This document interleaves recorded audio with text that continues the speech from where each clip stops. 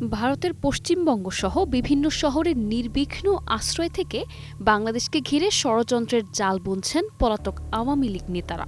সেখানে বসেই দেশকে অস্থিতিশীল করতে কলকাঠি নাড়ছেন। কলকাতার মাটি অভয়ারণ্য বানিয়ে তারা বাংলাদেশকে অগ্নিগর্ভ করে তোলার চেষ্টা চালিয়ে গিয়েছিলেন।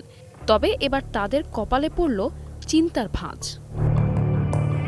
৫ আগস্টের পর পলাতক আওয়ামী লীগ নেতাকর্মীদের দিন এখন উৎকণ্ঠায় কাটছে। ভারতের বিভিন্ন রাজ্যে আশ্রয় নেয়া এই নেতাদের অধিকাংশই রয়েছেন পশ্চিমবঙ্গ, ত্রিপুরা ও আসামে।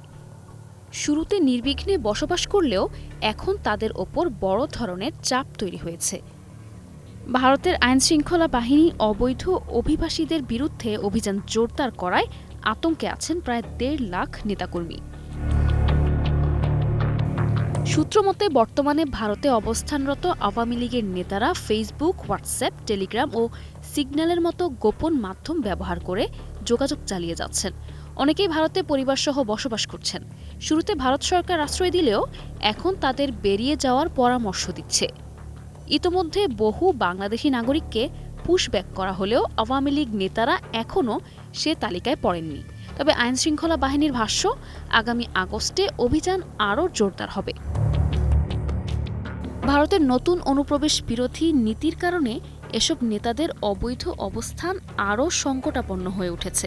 ভারতের সংসদে অনুপ্রবেশ আইন সংশোধনের পর থেকে নন সিটিজেনদের দ্রুত বেরিয়ে যেতে বলা হচ্ছে। এই পরিস্থিতিতে কেউ কেউ ইতোমধ্যে আমেরিকা ও ইউরোপ চলে গেছেন। বাকিরাও চেষ্টা করছেন ইউরোপের কোনো দেশে রাজনৈতিক আশ্রয় নেয়ার। তবে অধিকাংশই নিরাপত্তা আশঙ্কায় দেশে ফেরার কথা চিন্তা করতে পারছেন না। আওয়ামী লীগের কেন্দ্রীয় নেতাদের মধ্যে অনেকেই বলছেন, দেশে ফেরার মতো পরিস্থিতি এখনও তৈরি হয়নি। এমনকি শেখ হাসিনাকেও ভারত ছাড়ার পরামর্শ দেয়া হয়েছে বলে সূত্র জানিয়েছে। তিনিও নাকি দলের নেতাদের দেশে ফেরার নির্দেশ দিয়েছেন, তবে সেটিও নেতাদের দুশ্চিন্তা আরও বাড়িয়ে দিয়েছে। ভারতে অবস্থানরত এক নেতা জানান, আমরা একজন এক এক রাজ্যে ছড়িয়ে রয়েছি। রাজ্য প্রশাসন স্পষ্ট বলছে দ্রুত ভারত ছাড়তে হবে।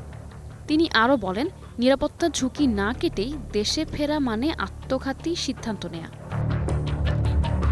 সব মিলিয়ে ভারত সরকারের কঠোর অবস্থানে দিশেহারা হয়ে পড়েছেন পলাতক আওয়ামী লীগ নেতাকর্মীরা।